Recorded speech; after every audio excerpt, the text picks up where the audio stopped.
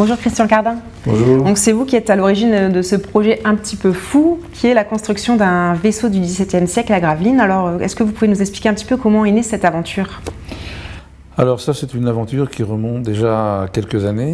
En fait, dans ma tête, le projet n'était pas de se reconstruire un superbe vaisseau de X millions d'euros pour se faire plaisir, mais de montrer comment, en s'appuyant sur un projet fort du patrimoine, en l'occurrence le patrimoine maritime, on pouvait faire de l'économie touristique de qualité, de grande ampleur, faire de l'emploi, faire de l'insertion, puisqu'on a aussi intégré un chantier d'insertion sociale qui est maintenant un chantier d'insertion professionnelle sur le projet. Tout autour, donc, hormis la construction du vaisseau, donc vous venez de le dire, vous avez développé tout un parc. On a voulu créer ici cette ambiance, l'idée étant de reconstituer cette vie, ces métiers, ces hommes qui vivaient autour de la construction. Oui, donc il y a une construction de la forge. Alors on a une forge puisqu'on doit réaliser nous-mêmes nos propres clous, parce qu'on est dans de telles dimensions que ça ne se trouve pas dans le commerce. Vous avez ici l'atelier des maquettes et des sculpteurs, où on va présenter à nos visiteurs le prototype et surtout la façon et la démarche du pourquoi le projet Tourville ici, comment on s'y prend pour reconstruire ce vaisseau qui se reconstruit sans plan à l'origine.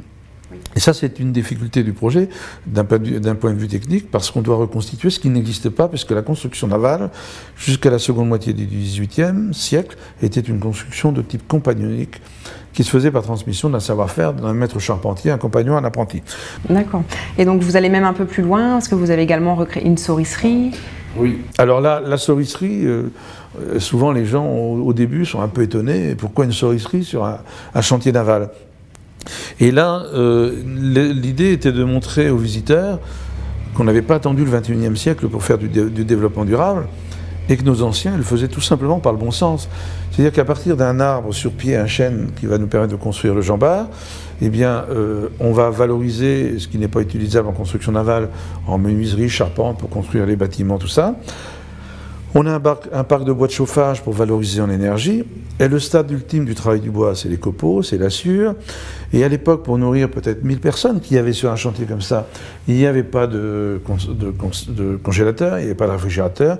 Comment conserver les aliments? On fumait, on salait. Il y a également pas mal d'animations autour pour les enfants, des visites qui sont proposées toute l'année. Alors en visite guidée pour des groupes d'au moins 10-12 personnes, hein, et en visite libre. Et on assure également, dans le cadre des visites guidées, c'est un peu la visite guidée, d'accueil d'enfants, des groupes d'enfants, des colonies, des anniversaires. On en avait encore un hier, avec une chasse au trésor, des choses comme ça. Et ça marche. Des corsaires, quoi. Oui, des corsaires, voilà, exactement. Pour le bateau. Et donc, une dernière question que tout le monde se pose, quand voyez-vous la fin de ce chantier? Si on continue dans cette lancée, je pense que 8 à 10 ans, peut-être raisonnablement, un espoir de voir toute la coque terminée. Eh bien, l'idée, ce serait de creuser une espèce de grande cale de radoub, donc un bassin historique, dans lequel le Jean-Bart serait mis à l'eau. L'ensemble du village continuant à fermer tout ça, donc comme on en parlait tout à l'heure, microbrasserie, etc.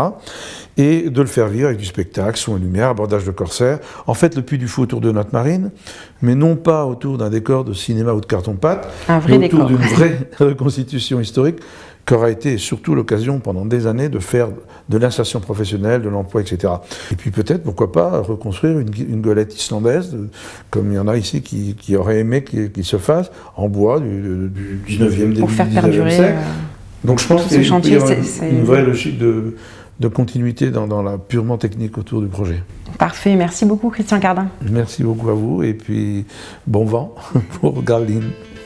En attendant de découvrir le Jean-Bart à l'eau, vous l'aurez compris, le chantier de construction Tourville ainsi que le village d'animation tout autour se visitent, alors n'hésitez pas à venir découvrir ce projet ambitieux.